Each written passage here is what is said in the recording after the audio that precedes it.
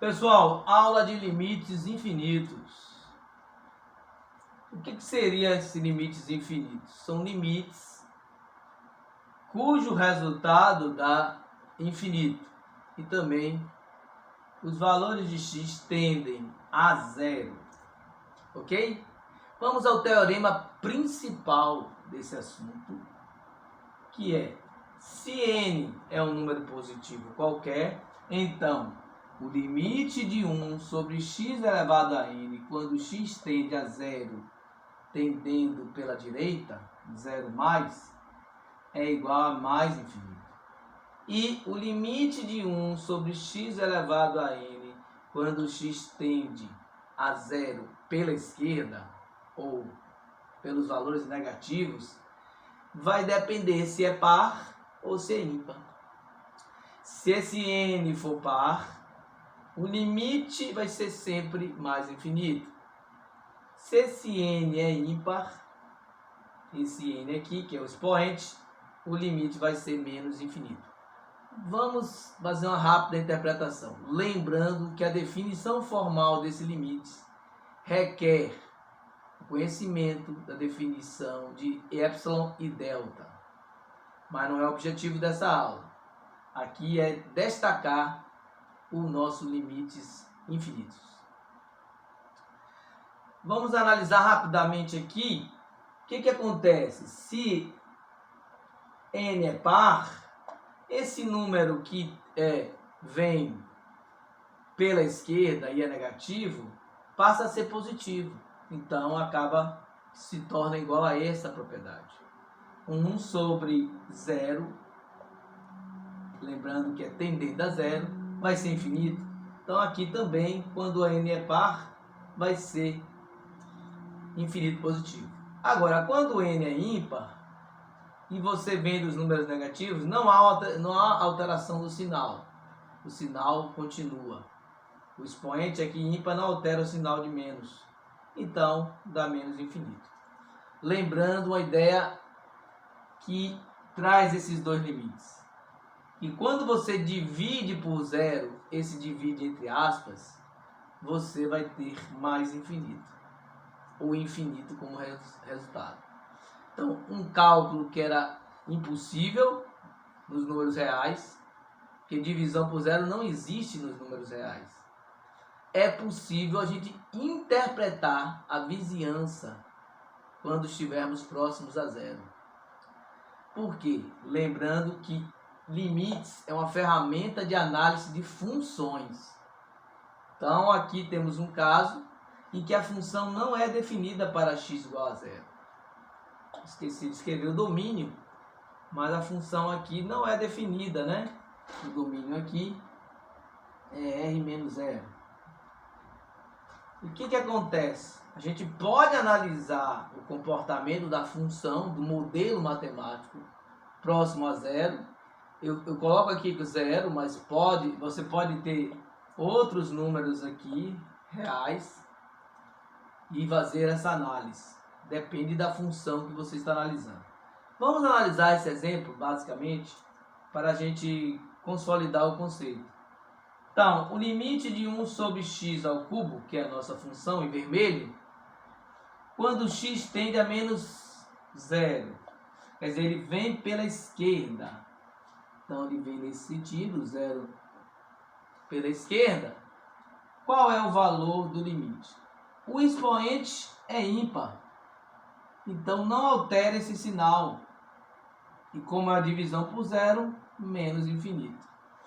Quando você interpreta o gráfico, você confirma esse valor.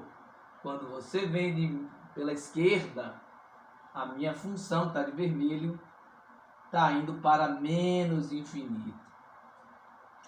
E agora, vindo pela direita, vai ficar um pouco cheio aqui, mas olha aqui. Vindo pela direita, você tem o expoente é ímpar, mas ele vem da direita.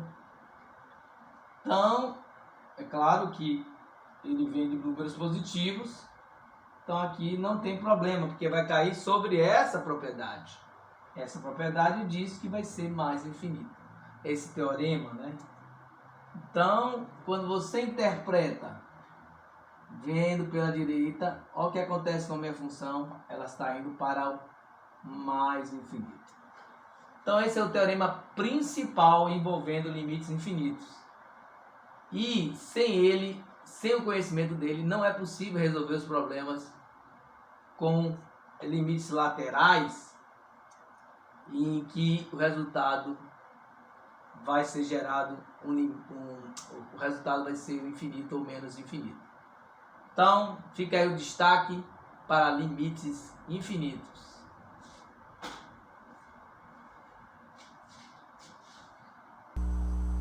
Limites infinitos, teorema.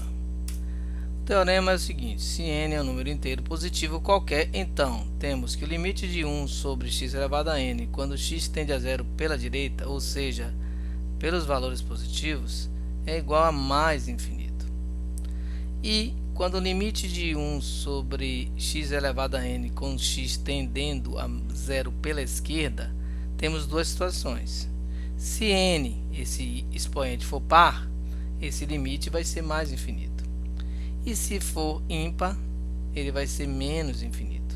Uma breve análise. Então, esse zero vindo pela esquerda é um valor negativo. Quando é elevado a um expoente par, ele passa a ser positivo e esse infinito também passa a ser positivo. Quando está elevando ao expoente ímpar, mantém o sinal e essa razão dá menos infinito. O exemplo que temos aqui, ó, x tendendo a mais 3, ou melhor, 3 pela direita, e x tendendo a 3 pela esquerda. Então, substituindo, vamos ter o seguinte: 3 sobre 0 mais. Imaginemos aqui pela direita, um 3,1 menos 3 vai ser um 0 mais. Vai ser um 0 vindo da direita. E aqui imaginamos um 2,99, por exemplo, menos 3, vai ser um 0 pela esquerda. Logo, essa divisão aqui, a primeira cabe a regra de cima e a segunda a regra de baixo, então dá mais infinito e menos infinito.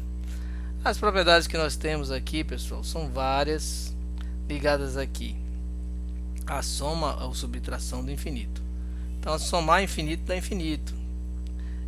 Somar infinitos negativos também dá menos infinito. É a primeira linha. Mas subtrair mais infinito dá uma indeterminação. Eu destaco aqui a outra indeterminação, linha 9, que é o produto de zero por mais ou menos infinito. Então seria uma indeterminação também multiplicar zero pelo infinito. E temos aqui também uma indeterminação muito conhecida, que é infinito sobre infinito, ou menos infinito sobre menos infinito. Então não podemos determinar nesse caso qual o resultado. E na última linha temos a mais conhecida de todas as indeterminações, é o zero sobre zero. Bom, um exemplo que trouxemos de limites infinitos é baseado no módulo. Então temos aqui o módulo de x sobre x ao quadrado, primeiro caso, x tendendo a positivo ou zero positivo. Nesse caso, o valor de x é positivo. Sendo assim, x positivo, porque ele vem de zero à direita, o módulo de x pode ser substituído por x. Foi isso que foi feito aqui. Simplificando, você tem 1 sobre x com x tendendo a zero pela direita. Essa aqui, o valor é mais infinito. Nesse segundo exemplo, ou melhor, nesse segundo cálculo, o zero vem pela esquerda, negativo. Então, o módulo de x ele vai ser igual a menos x. Aqui, o módulo de x igual a menos x. Então, vou substituir o módulo de x por menos x. Usando a simplificação, temos 1 sobre x quando x tende a zero pela esquerda. Aqui dá menos infinito, mas tem um menos, né? Entretanto, tem um menos do numerador, que faz com que menos com menos infinito dá mais infinito. E o último é o limite do módulo de x sobre x ao quadrado quando x tende ao ponto, né? Não é mais um limite lateral. Nesse caso, temos que analisar os limites laterais. Os dois limites laterais são iguais. Como eles são iguais, tanto pela direita como pela esquerda é mais infinito, nós temos que no ponto ele é mais infinito. Caso fossem diferentes, não haveria o limite. E aqui é só para lembrar que a definição do módulo é x se somente x for positivo ou nulo, e menos x se x for negativo. Foi isso que nós fizemos para resolver essa questão. Ok, nossas referências.